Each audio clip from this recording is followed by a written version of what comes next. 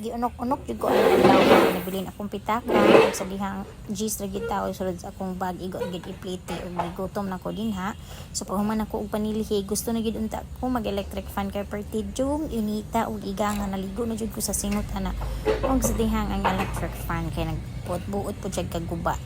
O di ba di lang ta maestra, di lang ta kargador, di lang ta tighakot, kung dili all around ang teacher, dili lang kay pang klase, di lang pang tudlo, di lang kay kung manglimpyo, kung dili pwede ay kaayo tang mo ayo og electric fan. So mo na siya karong buntaga nag-unsat ng tawa akong hitsura, wa na gid na hitsura.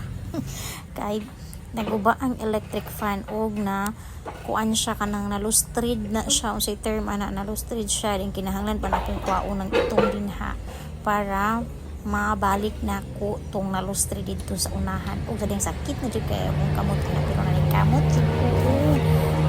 tang ana kay lagi gusto na jud ko mag electric fan kay naligo na jud ko sa singot kay kapoy ug sa dihang init ug igang gid kaayo ug lagkit kaayo pag human ako og silhig. So ako gid siyang mano-mano din ha ug unsaon ako siya pag-ayo gituyok-tuyok naman ako siya kay di siya friendly, di na ko maibot tong iyahang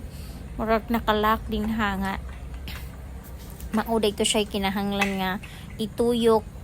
to the left di ay kay para maluag siya ug sa dihang ako pod wala pud ko gabasa kay kiniliging gisapot nako at the same time kapoy pud ko kaayo kay lagkit pa gid kay akong paminaw gusto ra jud hangin. So ako og na siyang gi tuyok-tuyok din haog ayo ug sa dihang ako din na siyang gipahugtan instead na ako ang gi paluangan o di ba. So inana gid taon ta ka bright aning mga dapita o agwantahan na lang gid ninyo akong hitsura kay wa na gid na hitsura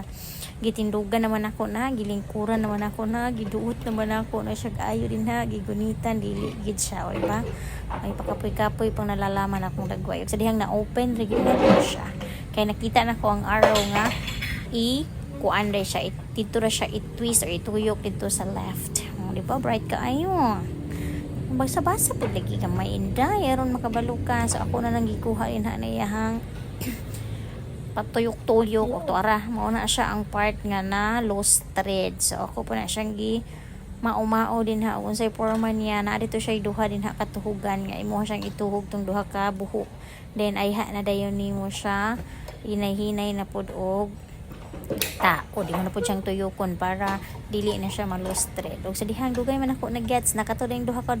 buho kay para da ito din ha so dugay po na kong tinatuyok po anang gamay din na nga